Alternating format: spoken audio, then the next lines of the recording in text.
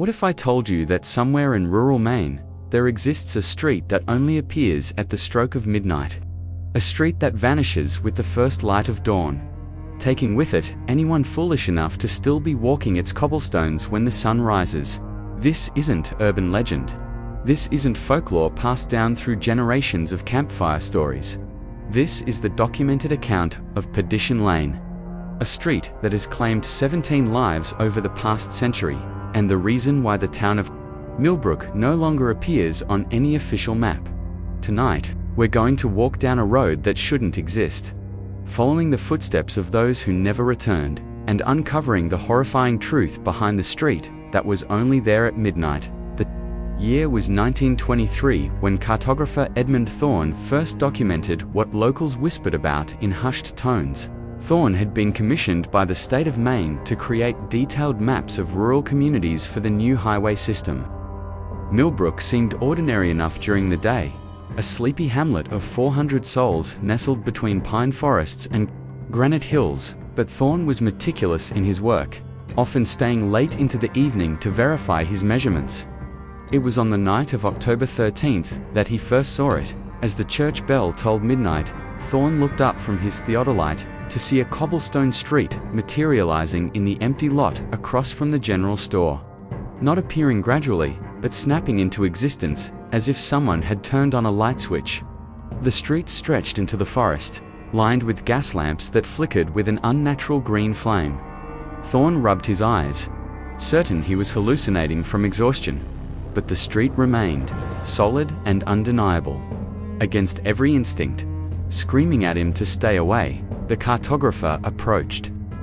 The moment his boot touched the first cobblestone, he felt it. A pull unlike anything he'd ever experienced. Not physical, but something deeper, something that reached into his very soul and whispered, "Come closer." He walked for what felt like hours, his pocket watch frozen at 12:01. The gas lamps revealed glimpses of windows in the surrounding darkness, houses that existed only in the periphery of vision. Turn to look directly at them, and they would fade like smoke. But from the corner of his eye, he could see faces pressed against the glass. Pale faces with expressions of such desperate longing that his heart ached just to glimpse them. The street seemed to go on forever. Yet somehow, impossibly, it always led to the same place. No matter which direction Thorne walked, no matter how many turns he took, he always found himself back at the beginning. Standing once again at the edge of the empty lot where Perdition Lane began, or ended in that place, the distinction seemed meaningless.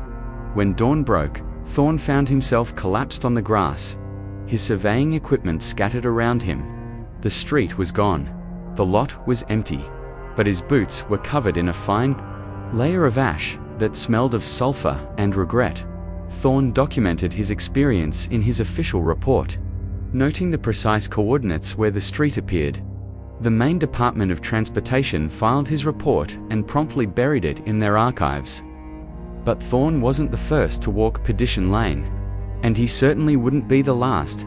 Town records, now housed in the basement of the Augusta Historical Society, tell a different story than the one history remembers. Sarah Blackwood, aged 19, disappeared on Halloween night, 1891. Her diary, found months later in her bedroom, contained a final entry that would chill anyone who read it. She wrote of dreams that called to her, of a street that sang her name in a voice like wind through cemetery trees. She wrote of promises made by shadows with too many teeth. Promises of answers to questions she'd never dared ask. The constable found her shawl the next morning, neatly folded in an empty lot. Nothing else of Sarah Blackwood was ever recovered. Then came the Henley twins in 1907. Marcus and Matthew, identical in every way except for a shared obsession with the occult.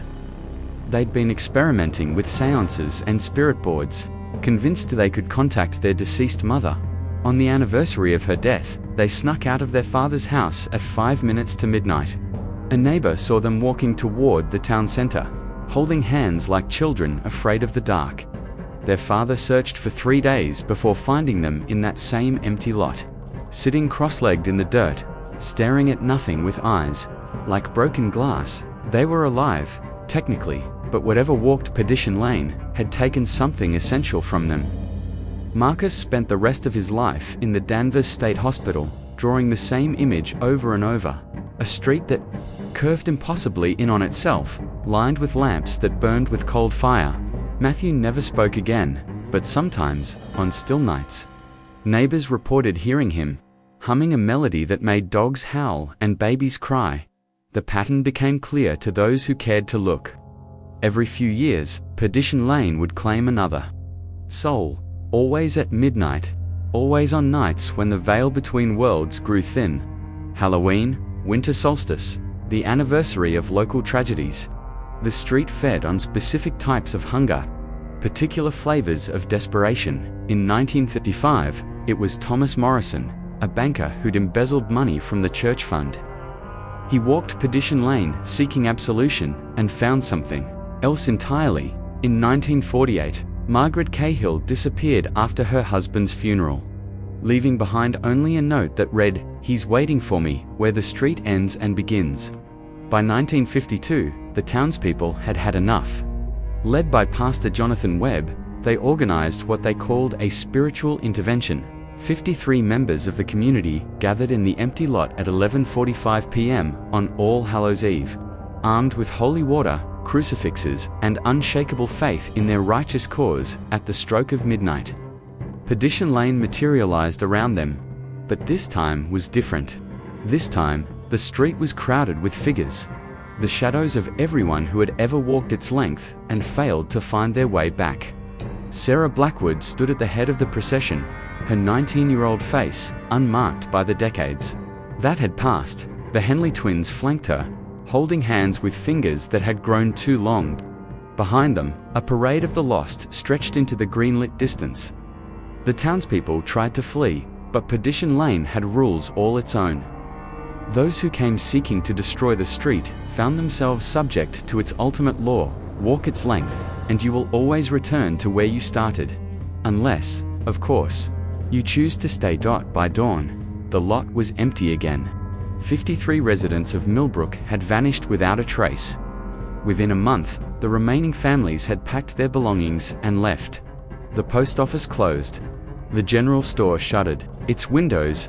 Even the cemetery was abandoned, its headstones left to sink slowly into the encroaching forest. The state of Maine officially removed Millbrook from all maps in 1954, citing administrative reorganization. The truth was simpler and more terrifying. You cannot govern a town that exists only in the space between midnight and dawn. But Perdition Lane isn't finished with its collection. In 1978, urban explorers discovered the ruins of Millbrook. They found the empty lot, now overgrown with brambles and wild roses that bloomed black in the moonlight. 3 of the 4 explorers left the next morning, but James Patterson remained behind, convinced he'd discovered something significant. His final journal entry, found pinned to a tree, described a street that sang songs of home to those who had forgotten where they belonged. Patterson's car was found a week later, parked neatly beside the lot, keys still in the ignition. Security footage from a gas station 20 miles away showed him driving toward Millbrook at 11:57 p.m. He was alone in the car, but witnesses swear they could see other figures in the back seat, pale shapes that might have been reflections of the dashboard lights, or might have been something else entirely.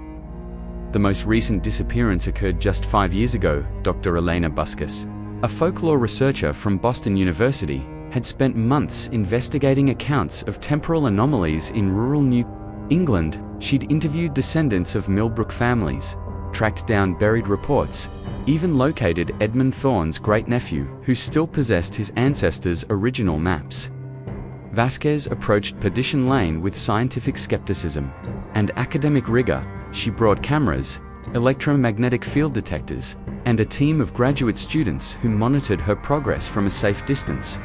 Her final transmission came at 11:59 p.m. The street is beginning to appear. The air feels electric, like standing in a lightning storm. I can hear something, like voices calling from very far away. I'm going to follow the path and see where it leads. Her equipment was found the next morning, neatly arranged in the empty lot. The cameras had recorded nothing but static after midnight. The electromagnetic detectors had registered readings unlike anything in the scientific literature. Patterns that suggested reality itself was somehow folding in on itself. But here's what truly terrifies researchers who have studied the Perdition Lane phenomenon. Dr. Vasquez's final report was found on her office computer in Boston, uploaded at 3:33 a.m., hours after she disappeared.